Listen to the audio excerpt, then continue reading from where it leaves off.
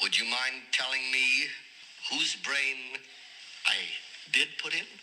And you won't be angry? I will not be angry. Abbey someone. Abby someone. Abby who? Abbey normal. This is the Abbey Normal Podcast, here to tell you that you're weird, and that's normal. Welcome back to our series about change makers. We've reached the last 5 months of WEN in its official capacity. It's also the end of this culture in its current state. The campus was shutting down and would be merging with other brands in a location in another state. So this meant that every employee was debating, do I move myself and my family, or do I stay here and do something else? I was on this personal journey as well, visiting the new city, home shopping, looking at schools for my kid, until the abrupt conclusion of my legacy with this company, which I'll tell you all about later.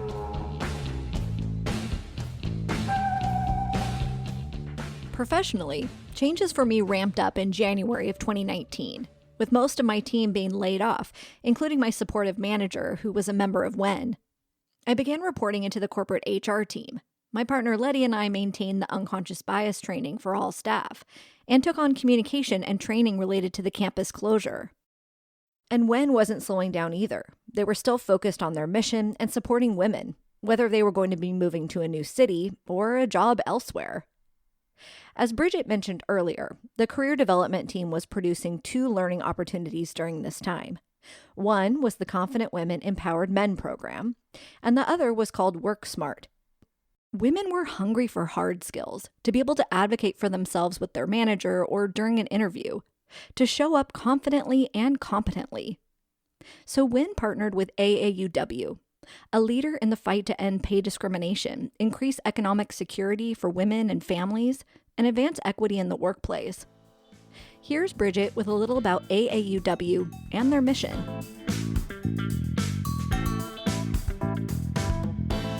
American Association of University Women has been around since the 1880s. They have been through women's suffrage. They're based out of Washington, D.C. They do a lot of work on Capitol Hill. I met the president, Kim Churches. You should look her up. She's phenomenal. Mm-hmm. They created a mission for themselves to get their message out to create pay parity and pay equity for all to 10 million women. How do you do that? You can't charge for expensive classes. So they decided to start networking and getting people involved, volunteers involved who had been through this course that takes you step by step through a process on how to identify what it is that you want, what you need, and how to get it. And that includes bell curves and looking into pay equity and, what other people with your experience are making, and then looking at your own strengths and, being able to compile that information and bring it to the table and have this conversation with your manager. Mm-hmm. For us, we had a woman come in from, I think it was JP Morgan. I could be mistaken. Yeah, that sounds about right. I thought she was like CFO somewhere. Yeah. And she gave a 3-hour lecture, gave her own time, completely voluntary basis. We expected 20 to 25 people. We had over 90. It was standing room. Everybody was taking notes, very interested to see and learn and hear what this woman had to say. And it was the second time she had done this. Poor thing. Really. That big of a group. Terrifying. Congratulations. Yay. We thought it was going to be 20 people. Just don't look left. Okay. But I thought she did a great job. Well, people may have missed a little bit of information here and there. They were able to actually walk away with something physical, with this information. About a month later, I was talking to a male coworker of mine. He had been given a promotion with no pay increase. He was furious about it. And I said, hey, I just went through this class with this AAUW organization, and they gave some really effective tools. And so I sat down with him, talked to him for, I don't know, a half hour or so. He said, well, can you send me this workbook? And so I sent it over to him and then kind of forgot about it. And about 3 weeks later, he caught me in the hallway and he said, hey, I just wanted you to know I talked to my boss's boss. I didn't even talk to my boss. I talked to the next guy up. I totally used the information that was in the workbook and I got everything I wanted. It was fantastic. And it was like, that's so great. And oh gosh, this guy, yes, he deserved that. He's amazing. It also goes to show it can work for anybody, and everybody suffers with these issues. And the important thing about WEN is that even though we are the Women's Empowerment Network, if we exclude men from this organization, then it's a bunch of people with the same issue and the same people and the same problems. And I think in order to create change, you need to have somebody different sitting at the table. So often we, as women, don't get to sit on chairs or boards of organizations. They have all male organizations, and it's statistically proven that even inviting one woman to be on an executive board usually results in a much more diverse and overall more effective board or panel. Mm-hmm. Right. I think it definitely has to work both ways. And so I'm really happy that we were able to be as inclusive as we were within the WEN organization with men and women as well. Yeah, thank you for bringing that up, because you're right. I think we do need to mention that both of the programs you put on, men were invited and attended. Mm-hmm. Yeah. Yep. Yeah, I really appreciated the AAUW workshop because for me, it was about being able to be armed with data about your value in the marketplace. Oftentimes, at least for me, I can really get caught up in the emotions of wanting a raise or being ready for a raise or wondering why I didn't get one, or being scared about having a conversation with my supervisor about it, blah, blah, blah, blah. And it's like, if you just have the data to be able to say, this is what my skills and my role are worth in the marketplace, then it doesn't need to be an emotional conversation. It's just about dollars and cents. And I may look at the data and go, oh, I'm actually making what I should be making, and I'm making the same amount as a male in this role would make, and I should be happy with that. And so I think that that's just such important information for everyone to have. Yeah. Use your tools, access your tools, go on Glassdoor, whatever it is, so that you know. Absolutely. It should not be arbitrary. Yeah, for sure. Yeah. You know that my supervisor was not happy with me for allowing that workshop to happen.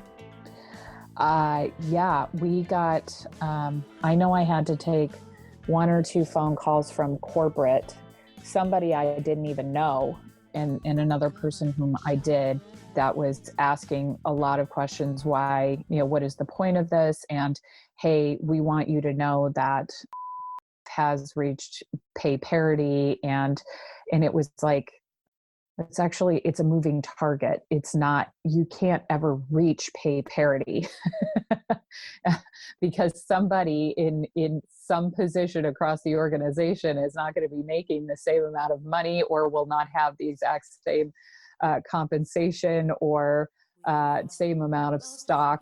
That's just, to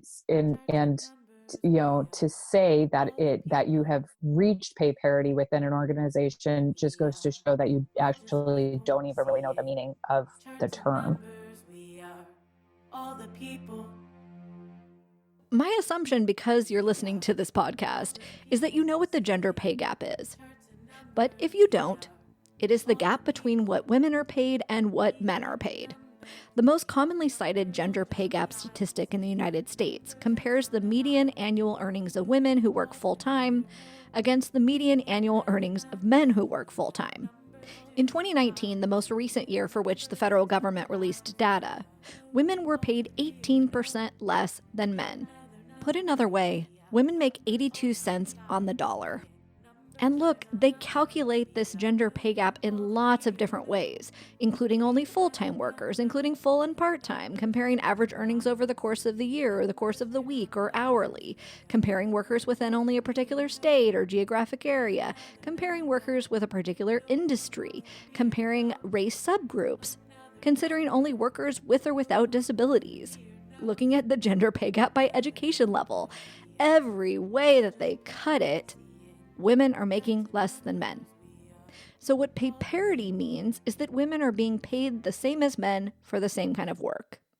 And just to bring it around to our last episode where we were talking about flexible work and caregiving subsidies, women are more likely than men to work part-time. And among full-time workers, men work longer hours on average than women do.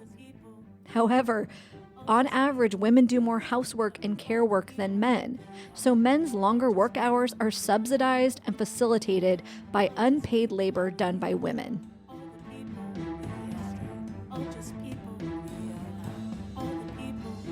So let me give you the quick backstory here. First of all, the relationship with AAUW and the planning of this workshop predates the company deciding to relocate.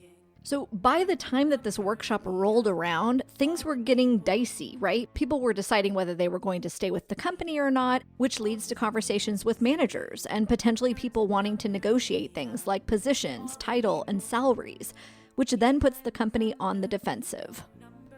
Secondly, WEN knew that the question of pay parity was going to come up during and following this workshop. So what they did was try to reach out to the corporate team to get the information in advance. This was all done in good faith. WEN wanted to stand up in front of that workshop and say, hey, we don't have a gender pay gap here. Or at least be honest, hey, we do, and here's what the company is doing to address it.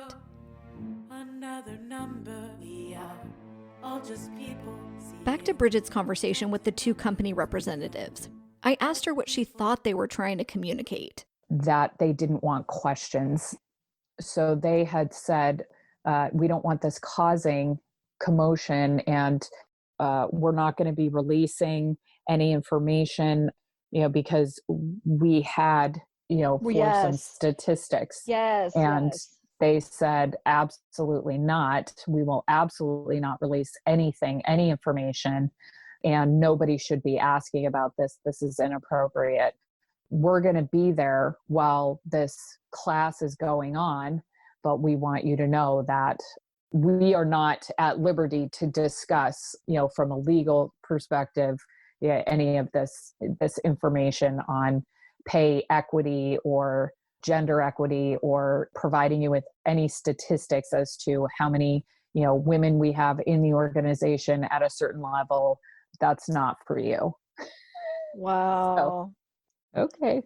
So, that's interesting that she claimed that they had pay parity, but none of that data would be released. So you were to just take her word for that. Yes. Got it. She told us about the pay parity at the higher levels within corporate, that they had reached pay parity. They were still working on some lower levels, but you think? Wow, that's fascinating.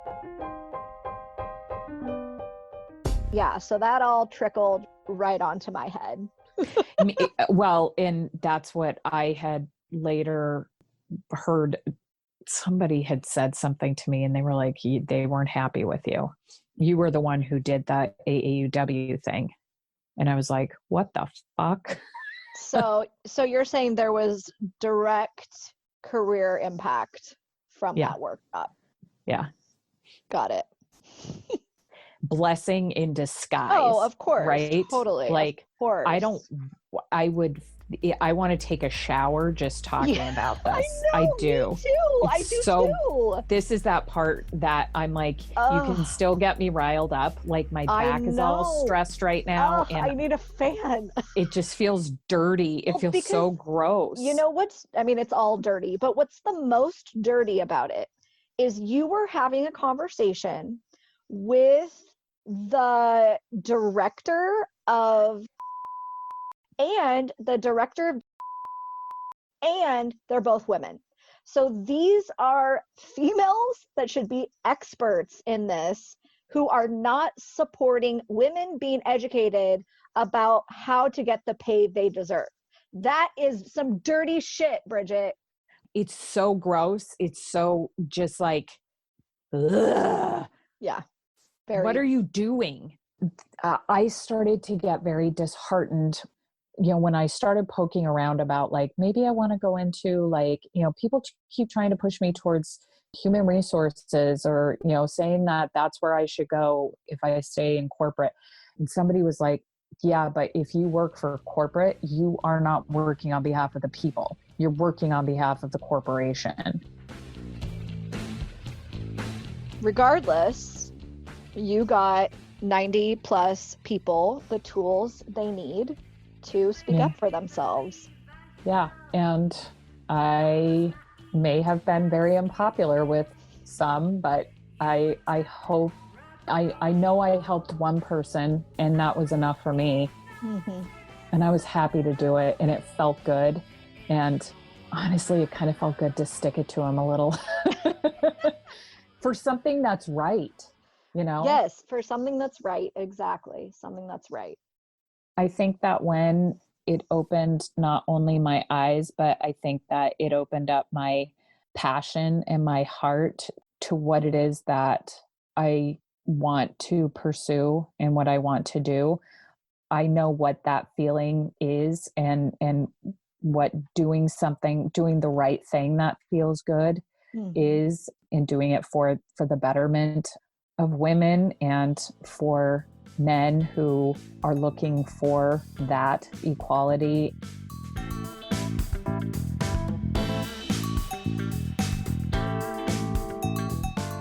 As mentioned, the head of my department, located far away at the corporate offices, contacted me following this training and made it clear she was not happy with the content AAUW provided. She felt that it did not align with the corporation's procedures. Obviously, that left a bad taste in my mouth. But I wasn't in much of a position to argue with her.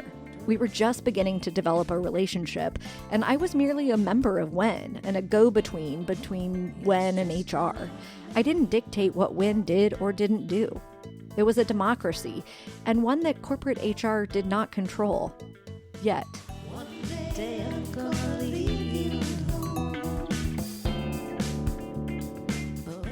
Then, in my final month, I got a new manager. Things were moving fast. We were all so busy with the move. But I did have my performance review meeting per usual process, and all was well. I was meeting and exceeding expectations in my role. Then, 3 things happened in my final 3 weeks. Perhaps they're related to the conclusion of my story. Perhaps not. I'll lay them out, and you can decide. 1. You know that the Culture Committee had proposed changes to the flexible work policy, and I had reviewed them with decision makers, with very little positive reception. But they were working their way through the chain. Finally, the head of regional HR called a meeting with her team for us to share the proposal. We did so, and I'm not sure how it was received, but what I do remember is that when I left that conference room, she caught sight of a tattoo on my wrist, and she said, "That's not real, is it?"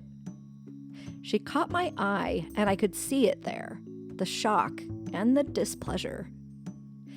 If you have a lot of tattoos, or if you're a human with any kind of chosen outward appearance that is non-traditional, then you'll know exactly the tone of voice these kinds of questions are said in. You know the look, the curl of the lip, that communicates that something is wrong with you, and your choice of appearance is yucky, bizarre. My tattoo was the WEN logo. Now, don't get me wrong, I'm not crazy. I didn't necessarily get it because of my love for a corporate employee resource group. But I did get it because I feel strongly about women's empowerment, about the strength of women, and about the bonds that women are capable of making with one another.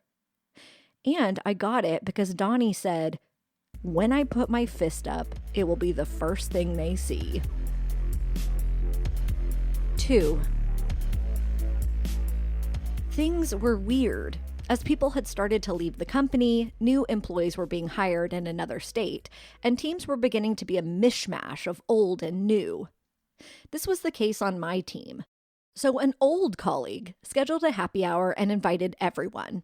Lots of people said that they would be there. And then when she showed up, there was 2 people. It turned out one of the new directors decided to schedule a happy hour at the same time, just for her team. This caused a lot of hurt feelings and division.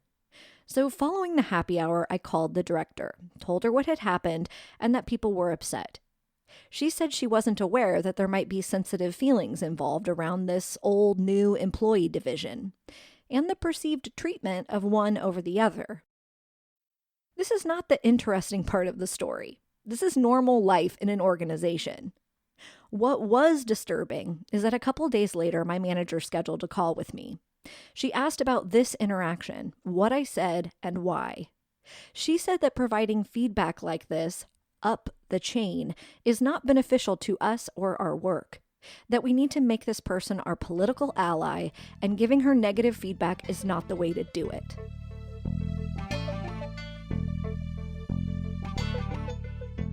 So, guys and gals, she is not wrong.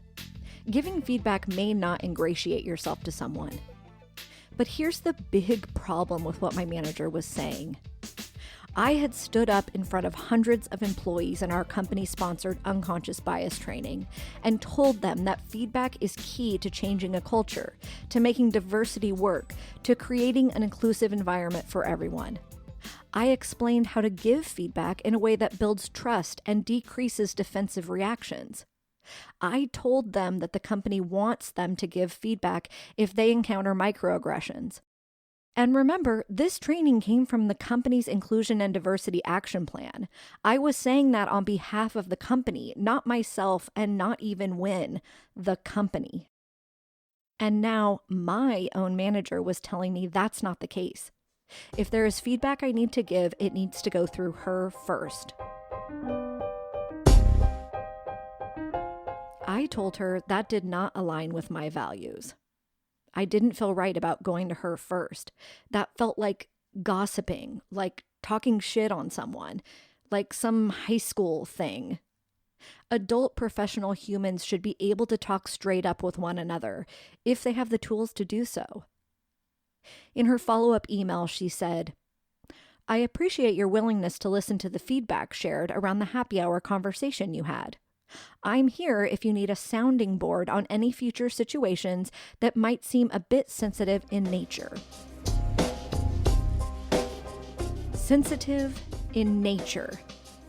This was a conversation about a happy hour.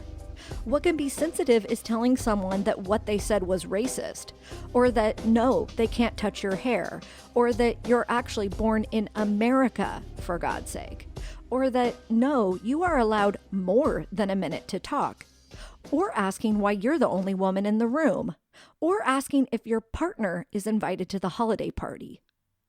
Telling someone they may have made the wrong choice about their happy hour scheduling? No, not sensitive.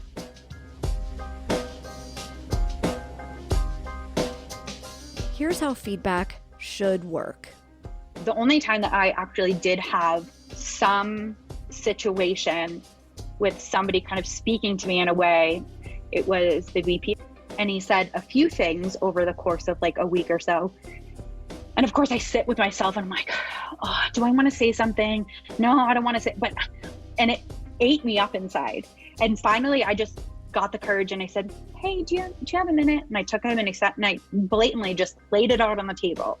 And I don't know whether he was sincere, but he was like, no, I didn't mean to say, like, I'm sorry that it didn't come across. If anything like that happens, like, please let me know. So I feel like afterwards our relationship changed a little bit and I got a little bit more respect just based on the fact that I said, hey, this is not okay. You know, I've had to sit down with him and I was very direct and I feel like it got us a little place, little by little. 3. So things were starting to feel personally messy, but in a way I couldn't put my finger on. A weird look from a leader, feedback on feedback. WEN was planning some fun events for the campus closure and planning for what WEN will look like when the company moved. Most of the board and most members were not relocating. They wanted to have some kind of leadership structure in place to keep momentum going. So as a board member with some experience, I was nominated and voted in as interim president. I had a lot of apprehension based on my current job situation and role within HR. Here's Donnie. We just knew that you had the knowledge and the expertise more than anybody else in that room that was going to. And so we pushed you to that point, and we tried to say, we'll safeguard you with letting other people talk, but you should be in this role because you have the most knowledge around it. You kept saying, no, I don't want that. I don't want that. And we kept pushing it. And that was kind of bullying of us. But I think we were just afraid that we would lose this whole momentum if we had these new women in power that hadn't gone through any of the stuff that we had gone through.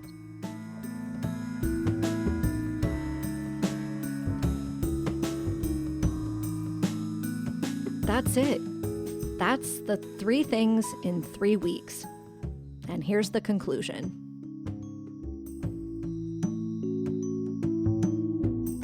I had created an inclusion roadmap that included everything from the Diversity and Inclusion Action Plan out of the Ceilings campaign, ideas from the Diversity ERG on how to create inclusion, and takeaways from all the unconscious bias training.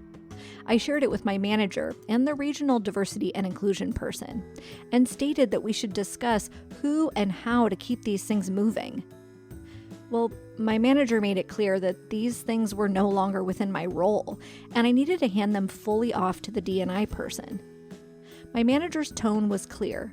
These are not a priority anymore. Get rid of them. I did that.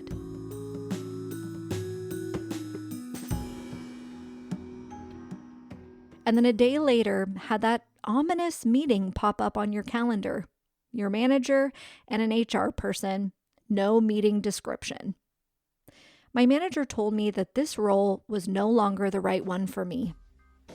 When I pushed back, she said that HR did not trust me.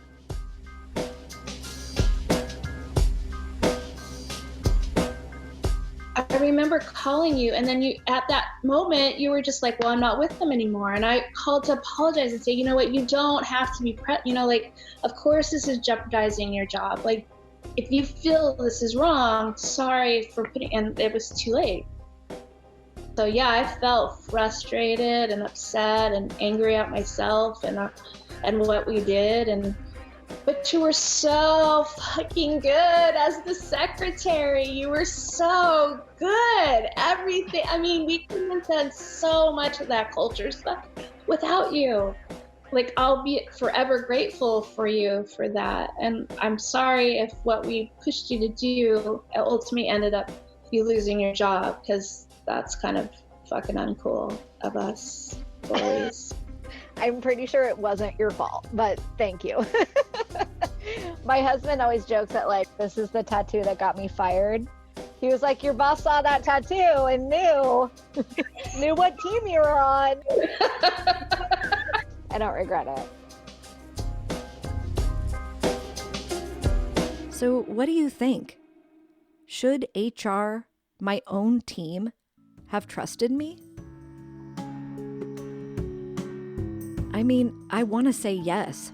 I was always honest and open and communicative about my work and the work I did within WEN. But let's be honest, WEN were change makers. They were pushing against the status quo. So if leadership on my team was holding tight to that status quo, then yes, I guess I'm not trustworthy. Because I was not at all down for ignoring the problems, the suffering of employees, or the boys' club. I had put a target on my back by speaking up.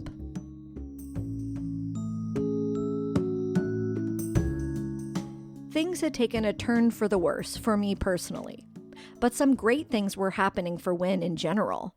They had a seat at the table, so to speak. WEN leadership got a meeting with the CEO. Here's Donnie. The vice president and I, which, we should have just been co-chairs because I couldn't have done anything without Amy, so her and I got to have a roundtable with, and he listened. We said everything we wanted to say. I thought we were going to be all timid and not want to say, but we were bold, and Lauren was in there, made Lauren bold for her employee resource group. We talked about all the information that the culture committee put together about daycare in the new building, work-life balance, flexible scheduling. I even made head of HR uncomfortable when I was kind of schooling them on okay, a woman comes in for a job and you offer the woman $70,000. A man comes in, you offer him $70,000. The man's going to ask for $15,000 more, and the woman's going to take it. So it starts in your department before it starts anywhere else for parity to begin. Amen. And that made her really nervous looking. And seriously, Amy and I were when we left that meeting, we're well, we're either going to be patted on the back or we're going to be out on our doorstep, you're starting your severance now. Uh-huh. But I think maybe because, and since needed to get on board, he needed to get on board just like Nike did, all the big companies. He has a very big brand, and he needed that inclusion and diversity director. And he needed somebody to come in and do that. He needed to be held accountable as well. So the director of I&D had somebody sit in. She was our director at our campus. So smart, because she's taken notes. Sadly, she left as well, like all of us. But WEN started a little fire. Other people got really excited on other campuses about being in ERGs and wanted to be part of WEN. I don't know how many different people, even in Europe. And that was really cool.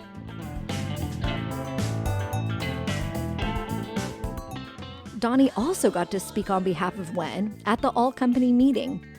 At the end of it all, I don't know when we had that, when I had to get up on stage in front of everybody, I was petrified. Again, sitting at this executive suite conference room next to the president's office with executives around the table talking about what we're going to say tomorrow. And I'm like, oh my God, I'm going to fucking flop in front of all of you.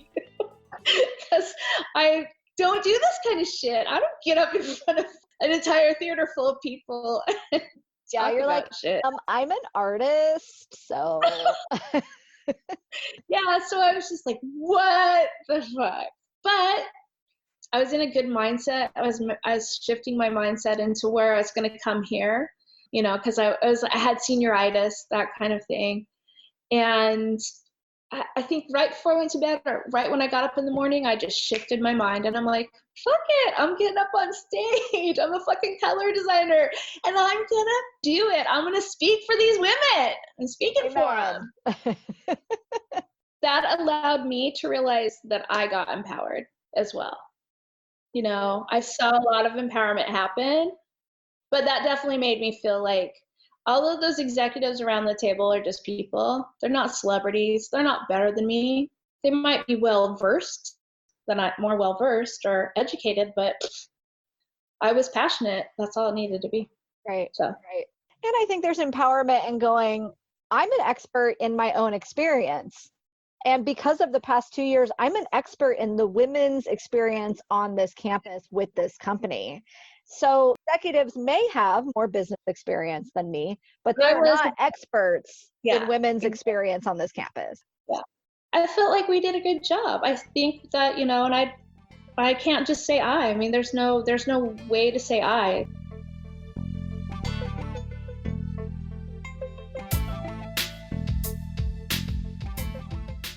This was WEN's high point.